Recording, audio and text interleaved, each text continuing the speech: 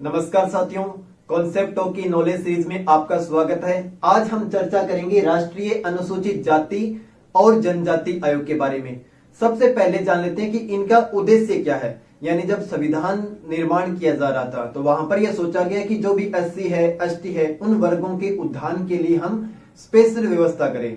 जैसे हम बात करें, संविधान में बहुत सारे ऐसे आर्टिकल्स हैं जिनमें एससी एसटी के बारे में चर्चा की गई है। अब इस आयोग के गठन का उद्देश्य यह था कि जो भी सरकार के द्वारा या फिर जो भी संविधान में प्रावधान किए गए उनकी निगरानी करना, उनकी जांच करना, क्या सरकार द्वारा जो नीति बनाई गई है उनका क्रियान्वयन ढंग से हो रहा है, नहीं हो रहा है, इनकी जांच करने के लिए राष्ट्रीय अनुसूचित जाति और जनजाति आयोग का गठन किया गया है।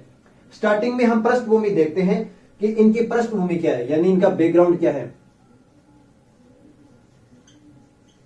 पृष्ठभूमि में हम देखते हैं कि भारतीय संविधान के अनुच्छेद 338 में व्यवस्था की गई है। स्टार्टिंग में क्या व्यवस्था की गई थी कि एक अधिकारी को नियुक्त किया जाएगा। उसका काम क्या होगा? उनका काम होगा कि संविधान में जो प्रावधान किए गए हैं, किसके लिए? एससी एसटी की सुरक्षा से संबंधित, उनके संरक्षण से संबंधित, प्लस जो भी सरकारी नीतियां बनाई जा रही है, यानी जो भी सरकारी नीतियां बनाई जा रही है और जो भी संवैधानिक प्रावधान है,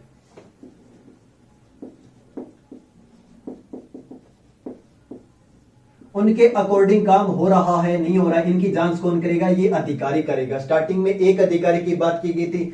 उसके बाद में क्या हुआ? 1978 में एक कार्यपालिकी आदेश के द्वारा, यानी सरकार ने एक आदेश जारी किया, एक संकल्प जारी किया। उसके बाद में एक बहुसदस्यीय बॉडी का निर्माण किया गया।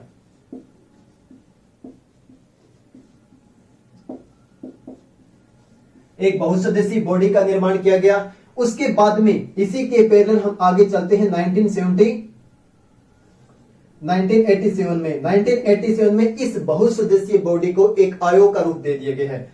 एक आयोग का रूप दे दिए गए। यहां पे आपको याद रखना है कि ये आयोग क्या है? एक गैर संवैधानिक संस्था है। गैर संवैधानिक आयोग एक गैर संवैधानिक संस्था है। अब ये गैर संवैधानिक संस्था क्या होता है? गैर संवैधानिक संस्था का अर्थ होता है कि ये ना तो किसी संसद के अधिनियम के द्वारा इंट्रोड्यूस किया गया है, ना ही ये हमारे संविधान में है। यानी ये एक संसदीय विधि के द्वारा स्थापित नहीं किया गया है, बल्कि कार्यपालिका के एक संकल्प के द्वारा इसकी स्थापना की गई है। इसलिए हम इसे गैर संवैधानिक संस्था कहते हैं। संवैधानिक होता तो यहाँ पे क्या होता कि संसद एक अधिनियम के द्वारा इसे इंट्रोड्यूस करती और स्थापित करती। अगर संवैधानिक संस्था होती तो इनका उल्लेख कहां पर होता? हमारे संविधान में होता। लेकिन ये किसके? एक कार्यपालिकी संकल्प के माध्यम से, यानी एक संकल्प के माध्यम से इसको इंट्रोड्यूस किया गया था। किसको? राष्ट्रीय अनुसूचित जाति और जनजाति आयोग को। अब इसके बाद में हम बात करते हैं 65वां संविधान संशोधन। सबसे महत्वपूर्ण है एग्जाम के दृष्टिकोण से 65वां संविधान संशोधन। 65वां संविधान संशोधन कब किया जाता है? 1990 में। अब 65वें संविधान संशोधन में क्या प्रावधान किया गया? 65वें संविधान संशोधन में पहली बार इस आयोग को संवैधानिक दर्जा दिया गया।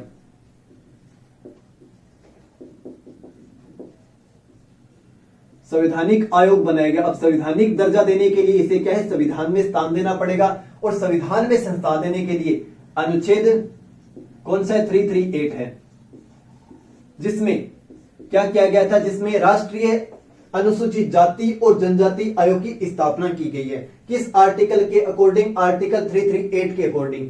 अब इसके बाद में हम देखते हैं सबसे महत्वपूर्ण हमारा संविधान संशोधन है 89वां संविधान संशोधन, 89वां संविधान संशोधन। अब 89वें संविधान संशोधन से क्या किया गया था?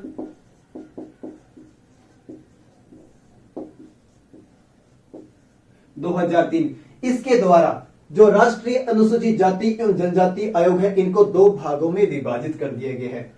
यानी हम बात करें एससी की या फिर एसटी की। एससी की अपनी कमजोरियां हैं, अपनी चुनौतियां हैं, उनका अलग तरीका है, और एसटी के लिए अलग चुनौतियां हैं। इन चुनौतियों के लिए एक आयोग पर्याप्त नहीं है। सभी की स्थितियों को समझने के लिए, सभी का कल्याण करने के लिए, सभी का उद्धार करने के लिए एक ऐसे आयोग की नियुक्ति की गई, एक ऐसे आयोग की मांग की गई जिसके अकॉर्डिंग दोनों अलग अलग हो, यानी एससी के लिए अलग वर्ग करे, एसटी वर्ग के लिए अलग से कार्य करे। इसलिए संविधान में 89वें अमेंडमेंट से क्या किया गया, एससी और एसटी आयोग को दो भागों में विभाजित कर दिया गया, जिसका नाम क्या रखा गया, राष्ट्रीय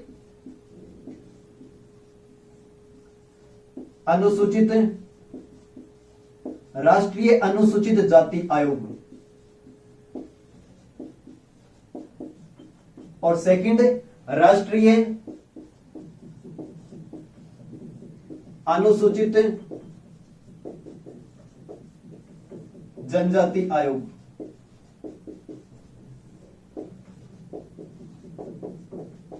अब ये संवैधानिक आयोग है तो इनका उल्लेख किसमें किया गया, अनुच्छेद 338 में, और इसको अनुच्छेद 338 ए में, अनुच्छेद 338 ए में इसका उल्लेख किया गया है, इसकी स्थापना की गई है। एक बार दोबारा से समझ लेते हैं, यानी इसके पृष्ठभूमि पर बात करें तो स्टार्टिंग में आर्टिकल 338 के अकॉर्डिंग एक अधिकारी की नियुक्ति की बात की गई कि एक अधिकारी होगा जो जांच करेगा, किसकी जांच करेगा, कि जो भी संविधान में एससी एसटी के लिए सुरक्षा का प्रावधान किया गया है, संरक्षण का प्रावधान किया, उनका क्रियान्वयन हो रहा है या नहीं हो रहा है, सरकार कोई पॉलिसी बना रही है उसका क्रियान्वयन हो रहा है या नहीं हो रहा है, वो पॉलिसी वर्क कर रही है नहीं कर रही, इसकी जांच के लिए एक अधिकारी की नियुक्ति की जाएगी। ओके, उसके बाद में क्या हुआ कि 1978 में एक बहुसदस्यीय बॉडी बनाई गई, किसके लिए, इनके कल्याण के लिए, निगरानी के लिए, जांच के लिए। इसके बाद में 1987 में इसे क्या है, एक संकल्प के द्वारा एक संवैधानिक आयोग बनाया गया, सांवैधिक संस्था बनाई गई, गैर सांवैधिक संस्था। यहां पर एक बॉडी है, इसके बाद में एक संकल्प निकाला गया। इस संकल्प में क्या किया गया, इसके कार्य में क्या है, संशोधन किया गया। जो भी बॉडी है इनके कार्यों में संशोधन कर दिया गया। संशोधन के साथ इसका नाम चेंज कर दिया गया, और नाम चेंज करके पहली बार राष्ट्रीय अनुसूचित जाति एवं जनजाति आयोग कहां रखा गया था, 1987 में। और एक कार्यपालिका के आदेश के द्वारा, एक संकल्प के द्वारा इसका नाम चेंज कर दिया गया और नाम रख दिया गया राष्ट्रीय अनुसूचित जाति एवं जनजाति आयोग। यहां तक किया कि यह क्या है, एक गैर सांवैधिक संस्था है, यानी एक संकल्प के माध्यम से ही अस्तित्व में है। सबसे महत्वपूर्ण आगे हम बात करते हैं 65वें संविधान संशोधन में। 65वें संविधान संशोधन 1990 में क्या हुआ, इसे संवैधानिक दर्जा दिया गया, यानी इसे एक संविधान में स्थान दिया गया आर्टिकल 338 के अकॉर्डिंग। अब बात करते हैं, एक संवैधानिक दर्जा बना दिए गए जो क्या है, दोनों के लिए वर्क करेगा। अब दोनों की स्थितियां अलग है, दोनों की चुनौतियां अलग है, दोनों के लिए कल्याण की व्यवस्था अलग अलग तरीके से की जानी चाहिए। इसके लिए क्या किया गया, दोनों का विभाजन कर दिया गया 89वें संविधान संशोधन 2003 के द्वारा। अब 89वें संविधान संशोधन से क्या, राष्ट्रीय अनुसूचित जाति आयोग को 338 में स्थान दिया गया है, राष्ट्रीय अनुसूचित जनजाति आयोग को आर्टिकल 338 में स्थान दिया गया है। अब हम विस्तार से पढ़ेंगे राष्ट्रीय अनुसूचित जाति आयोग को और राष्ट्रीय अनुसूचित जनजाति आयोग को। अब हम देखते हैं राष्ट्रीय अनुसूचित जाति आयोग, क्योंकि इनका विभाजन कर दिया गया है। सबसे पहले हम देख लेते हैं द्वारा संवैधानिक प्रावधान।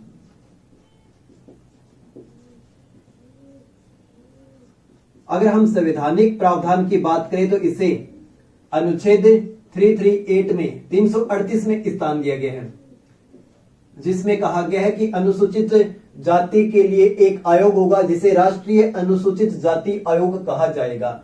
इसके बाद में सबसे महत्वपूर्ण हम देखते हैं संरचना के बारे में। इसमें संरचना क्या होगी, संरचना में बताया गया कि एक क्या होगा, एक अध्यक्ष होगा,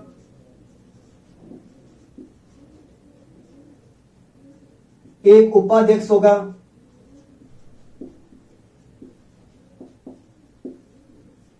प्लस 3 अन्य सदस्य होंगे, 3 अन्य सदस्य होंगे।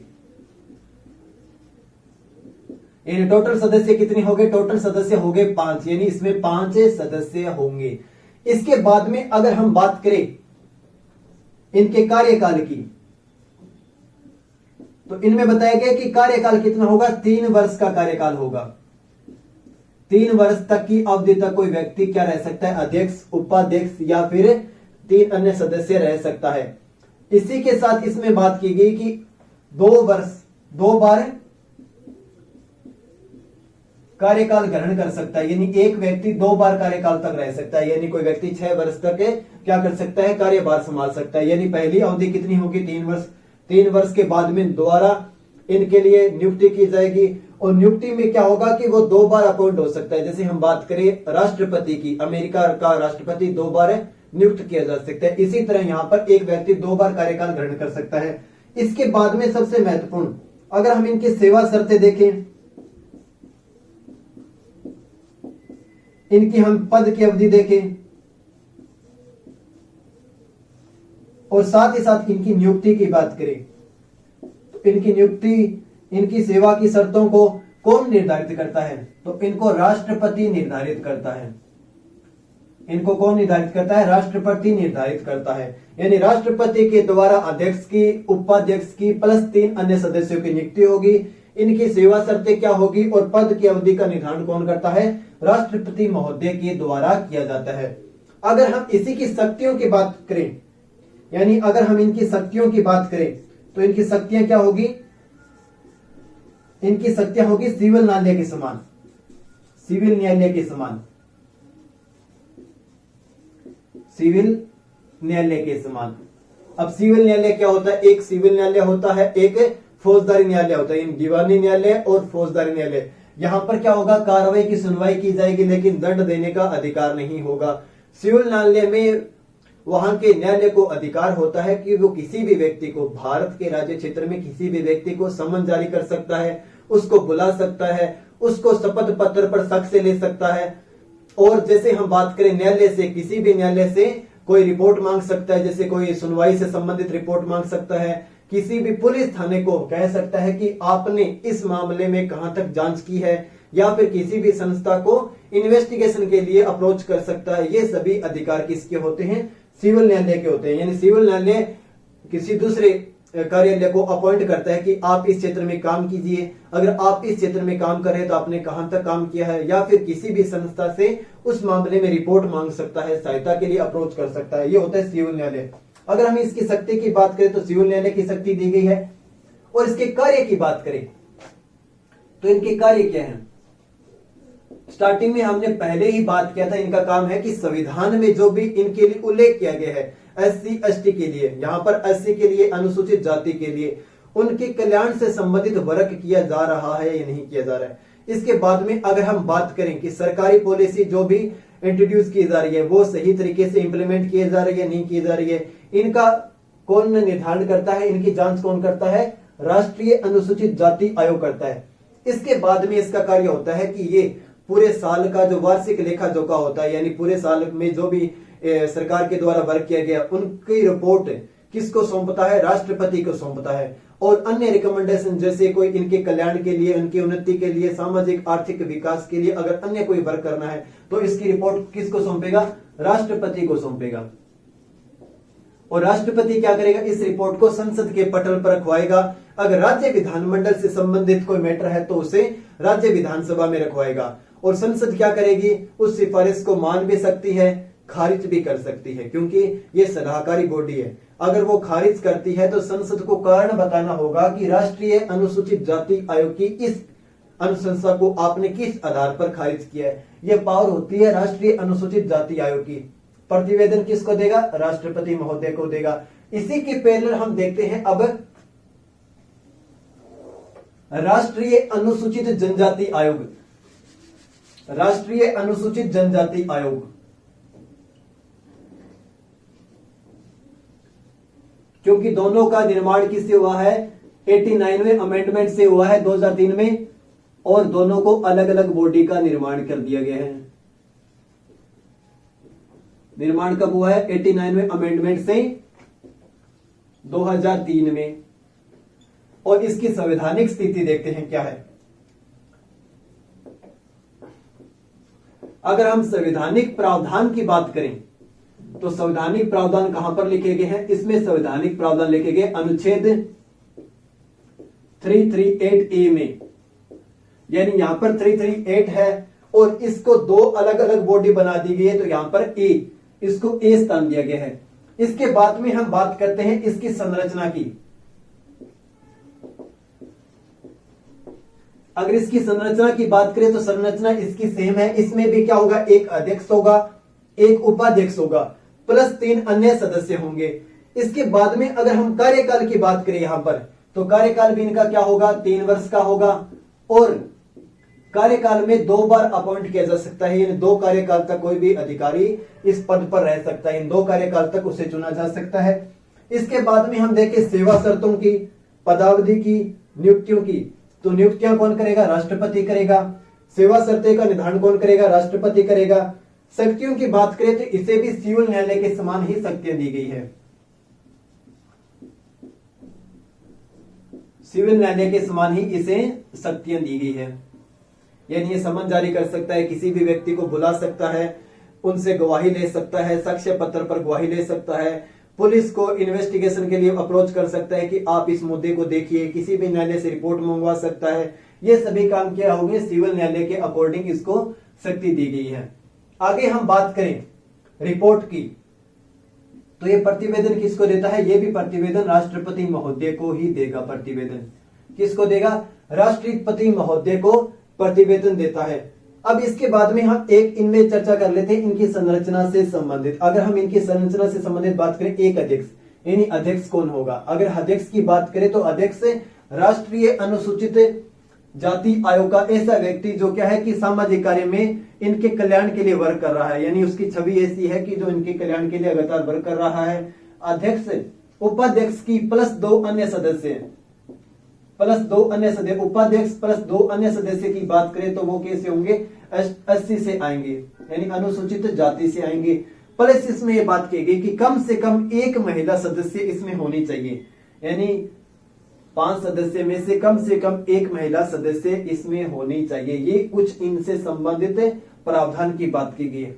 अब इसके बाद में हम थोड़े बहुत अलग एक्स्ट्रा इंफॉर्मेशन देख लेते हैं जो एग्जाम के दृष्टिकोण से महत्वपूर्ण। अब हम 80 के लिए संवैधानिक प्रावधान की बात करते हैं।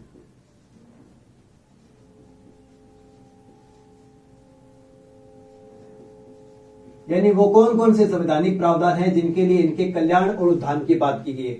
तो स्टार्टिंग में हम सबसे पहले देखते हैं अनुच्छेद 15, 4 और 5। अनुच्छेद 15 और 4 और 5 में क्या बताया गया, अनुच्छेद 15, 4 और 5 में बताया गया है कि अनुच्छेद की विशेष प्रावधान किया जाएगा। विशेष प्रावधान, यहां पे आरक्षण की बात नहीं, आरक्षण विशेष प्रावधान के अंदर इंक्लूड किया जाता है। अगर हम आरक्षण की बात करें तो आरक्षण को सीधा डिफाइन नाम से 16(4) में बताया गया है। तो यहां पर विशेष प्रावधान किया जाए किसके लिए, एससी के लिए, एसटी के लिए और एसईबीसी के लिए, यानी शेड्यूल जो भी सामाजिक रूप से, शैक्षणिक रूप से बैकवर्ड क्लास है, पिछड़े हुए जाति हैं, यानी socially, economically, educationally backward class, इनके लिए क्या विशेष प्रावधान किया जाएगा। इसी के अकॉर्डिंग हम बात करें आर्टिकल 15(5), इसमें बताया गया है कि विशेष प्रावधान कहां पर, शैक्षणिक संस्थाओं में।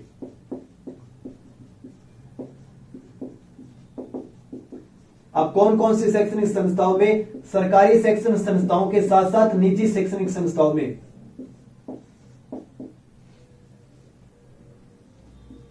यानी सरकारी और निजी शैक्षणिक संस्थान जो सरकार से मान्यता प्राप्त है या फिर वित्त पोषित है, उनमें क्या है कि विशेष प्रावधान किया जाएगा 80 एसटी और ओबीसी, एससीबीसी के लिए, जो भी सामाजिक रूप से और शैक्षणिक रूप से पिछड़े वर्ग है उनके लिए। यहां पर ओबीसी की बात नहीं की गई, यहां पर सामाजिक और शैक्षणिक रूप से जो भी पिछड़े वर्ग है उनकी, एसटी की यानी अनुसूचित जनजाति की, अनुसूचित जाति की, सरकारी और निजी शिक्षण संस्थाओं में यानी स्कूल यानी कॉलेजों में, विश्वविद्यालयों में प्रवेश से संबंधित बात की गई है।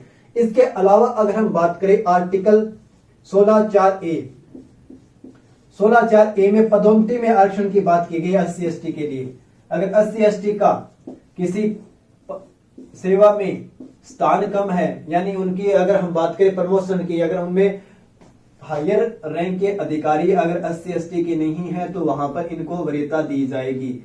ये आर्टिकल 16(4)(a) के अकॉर्डिंग कहा गया है। इसके अलावा अगर हम इनके संवैधानिक प्रावधानों पर बात करें तो अनुच्छेद 46, जिसमें क्या कहा गया, अनुच्छेद 46 में कहा गया है कि जो भी अनुसूचित जाति है, जनजाति है, फिर अन्य दुर्बल वर्ग है, SC ST और अन्य जो भी दुर्बल वर्ग है, उनके अर्थ और शिक्षा से संबंधित हित को बढ़ावा दिया जाएगा। कौन बढ़ावा देगा? राज्य प्रयास करेगा।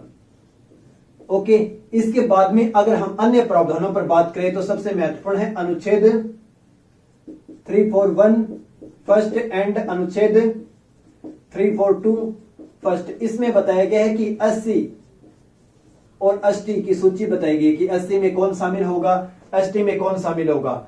यहां पर क्या कहा गया है कि यहां पर राष्ट्रपति लोक अधिसूचना के द्वारा इस सूची को विनिर्दिष्ट करेगा, इन सूची को प्रकाशित करेगा लोक अधिसूचना के द्वारा SC और ST को। आर्टिकल 341 अनुसूचित जाति से संबंधित है, आर्टिकल 342 अनुसूचित जनजाति से संबंधित है। इसमें एक बात और कही गई है कि संसद को ही अधिकार होगा, संसद को ही अधिकार होगा। कैसा अधिकार होगा कि वो इन 80 और ST की सूची में परिवर्तन कर सकती है, इनमें ऐड कर सकती है। जो भी परिवर्तन करने का अधिकार होगा मेनली किसको होगा? संसद के पास ही होगा। इसमें अगर एक अनुच्छेद अन्य देखें जिसमें हम बात करेंगे अनुच्छेद 335, इसमें कहा गया कि अगर किसी सेवा में 80 ST और किसी पद पर राज्य की नजरों में अगर उनका स्थान कम है, अगर उनकी रिप्रेजेंटेशन कम है, तो वहां पर राज्य प्रयास करेगा इनके लिए। लेकिन इसमें यह ध्यान रखना है कि वर्क एफिशिएंसी कमजोर ना हो। यानी अगर हम बात करें किसी वैज्ञानिक की, अगर वैज्ञानिक के लिए न्यूनतम योग्यता इतनी होनी चाहिए तो वो होनी चाहिए, फुलफिल होनी चाहिए, उसके बाद में इनको स्थान दिया जाएगा। यानी कार्य क्षमता पर बिना प्रभाव डाले 80 और ST के लिए पद और सेवाओं में स्थानों को संरक्षित किया जाएगा, आरक्षित किया जाएगा आर्टिकल 335 के अकॉर्डिंग। ये हमने क्यों देखे हैं? क्योंकि हमने स्टार्टिंग में देखा था कि जो भी संवैधानिक प्रावधान किए गए हैं उनको लागू किया जा रहा है या नहीं किया जा रहा है, जो भी सरकारी नीतियां बनाई जा रही है क्या वो धरातल पर लागू हो रही है, इनकी जांच करने के लिए किसका आयोग किया गया है? 80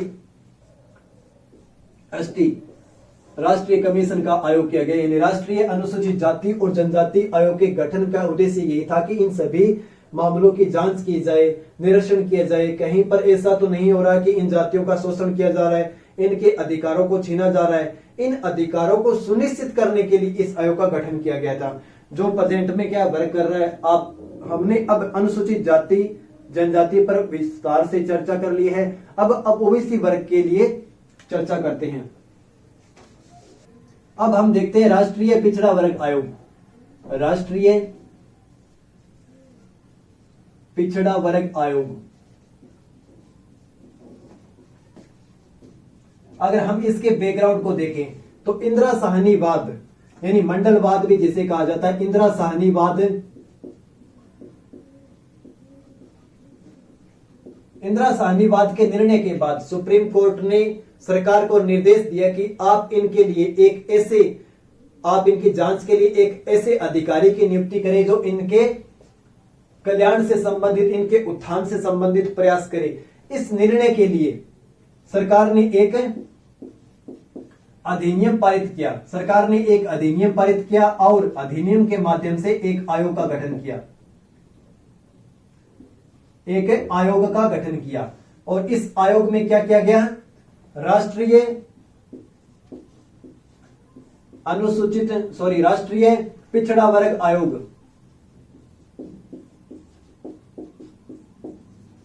राष्ट्रीय पिछड़ा वर्ग आयोग का गठन किया। राष्ट्रीय पिछड़ा वर्ग आयोग कब किया गया था? 1993 में। यानी आयोग का गठन 1993 में कर दिया गया था इंदिरा साहनीवाद के निर्णय के बाद, क्योंकि इंदिरा साहनीवाद ने इनके कल्याण के लिए, पिछड़े वर्गों के कल्याण के लिए एक आयोग की, एक अधिकारी की नियुक्ति की बात की थी सरकार से। सरकार ने इस निर्णय को माना और एक अधिनियम से राष्ट्रीय पिछड़ा वर्ग आयोग नियुक्त किया, जो क्या है कि सांविधिक संस्था है। यानी सांविधिक संस्था अब पता चल गया कैसी होती है, जो एक आयोग, एक अधिनियम के द्वारा जिसका गठन किया जाता है वो सांविधिक होती है। जो कार्यपालिका आदेश या संकल्प के द्वारा इंट्रोड्यूस किया जाता है वो क्या होता है? गैर सांविधिक संस्था होती है। अगर इसे संविधान में स्थान दे दिया जाए तो ये क्या हो जाएगी? एक संवैधानिक बॉडी, कॉन्स्टिट्यूशनल बॉडी हो जाएगी। तो बाद में 102वें संविधान संशोधन से 102वें संविधान संशोधन कब किया गया था? 2018 में। इसे एक संवैधानिक दर्जा दिया गया। आर्टिकल 338 के अकॉर्डिंग, अनुच्छेद 338 बी के अकॉर्डिंग इसे कौन सा दर्जा दिया गया? संवैधानिक संस्था का दर्जा दिया गया है। प्रेजेंट में कौन सी बॉडी है? संवैधानिक संस्था है। ओके, एक बार दोबारा इस पर चर्चा कर लेते हैं। यानी स्टार्टिंग में इंदिरा साहनीवाद हुआ, निर्णय आया, फिर निर्णय सरकार ने इंदिरा साहनीवाद के निर्णय को माना और राष्ट्रीय पिछड़ा वर्ग आयोग 1993 में गठित कर दिया। लेकिन ये कौन सी संस्था? ये सांविधिक संस्था थी। आगे जाके 2018 में 102वें संविधान संशोधन से इसे अनुच्छेद 338 बी जोड़कर संवैधानिक संस्था बना दिया गया है। अब हम बात करते हैं इसकी संरचना की।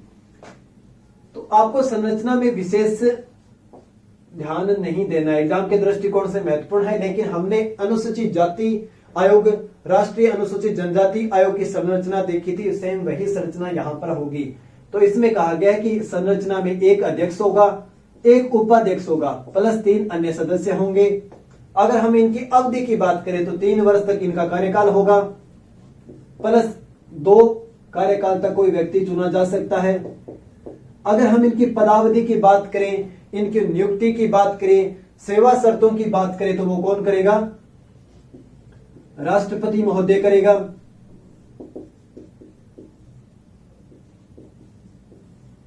सबसे महत्वपूर्ण है, अगर हम कार्य की बात करें तो कार्य भी वही होंगे। इसमें कार्य में हम देखें कि जो भी ओबीसी वर्ग के लिए, पिछड़े वर्ग के लिए जो भी संवैधानिक प्रावधान किए गए उनकी जांच करना, सरकार जो भी पॉलिसी बना रही है उनका इम्प्लीमेंटेशन हो रहा है, धरातल पर नहीं हो रहा है, इनकी जांच करना, या फिर खुद सलाह देना किसको? सरकार को, भी आप इस क्षेत्र में ये वर्क कीजिए, या फिर इनका अगर अत्याचार किया जा रहा है, इनके अधिकारों का हनन किया जा रहा है, तो सबरदस्त संज्ञान लेकर इनके अधिकारों की रक्षा करना, राष्ट्रपति को वार्षिक प्रतिवेदन भेजना, ये सभी कार्य क्या है? राष्ट्रीय पिछड़े वर्ग आयोग की है। और इसको भी कौन से अधिकार है? सिविल न्यायालय की शक्ति दी गई है।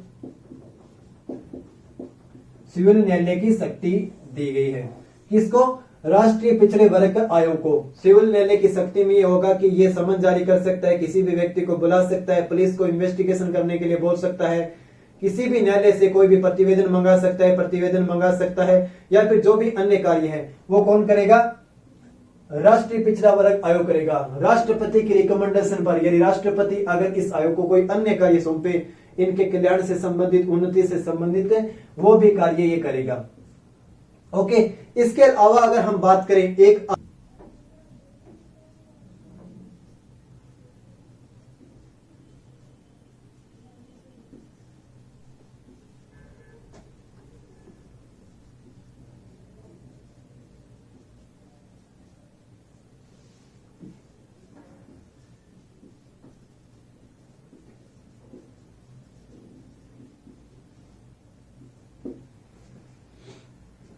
अब हम देखते हैं भाषाई अल्पसंख्यक वर्ग के लिए विशेष अधिकारी।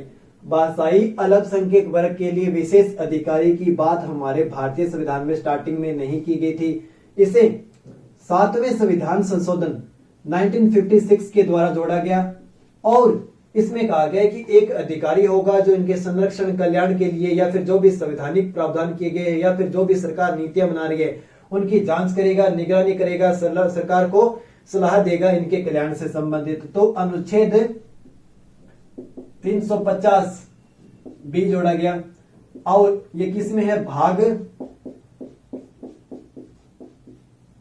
17 में इसकी चर्चा की गई है। भाग 17 में अनुच्छेद 350 बी के अकॉर्डिंग एक संवैधानिक अधिकारी होगा जो भाषाई अल्पसंख्यक वर्गों के लिए विशेष अधिकारी होगा, इनके कल्याण के लिए काम करेगा।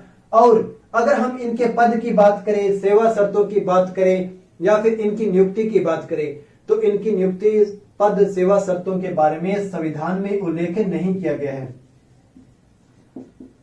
संविधान में इनसे संबंधित कोई उल्लेख नहीं किया गया है। आगे हमने देखा था कि अनुसूचित जाति, जनजाति या फिर ओबीसी वर्ग के लिए, यानी जो भी पिछड़े वर्ग है, उनकी नियुक्ति कौन कर रहा है? राष्ट्रपति कर रहा है। संविधान में उल्लेखित किया गया है कि इनकी नियुक्ति एक अधिपत्र के द्वारा राष्ट्रपति करेगा विद मोहर, लेकिन इसके लिए ऐसा कोई प्रावधान नहीं है। ये एक छोटा सा टॉपिक है, कभी एग्जाम में पूछ सकता है कि भाषाई अल्पसंख्यक वर्गों के लिए विशेष अधिकारी का प्रावधान किस अनुच्छेद के तहत किया गया है? तो वो अनुच्छेद 350 बी के तहत किया गया है। और इसी में हम देखें कि ये कौन सा संविधान संशोधन था, तो ये 7वां संशोधन था। 7वें संशोधन से ऐसा किया गया है। तो आज हमने अनुसूचित जाति आयोग, राष्ट्रीय अनुसूचित जनजाति आयोग और राष्ट्रीय पिछड़े वर्ग आयोग के बारे में और भाषाई अल्पसंख्यक वर्गों के लिए एक विशेष अधिकारी के बारे में विशेष चर्चा की है। आज के लिए इतना ही। Thank you.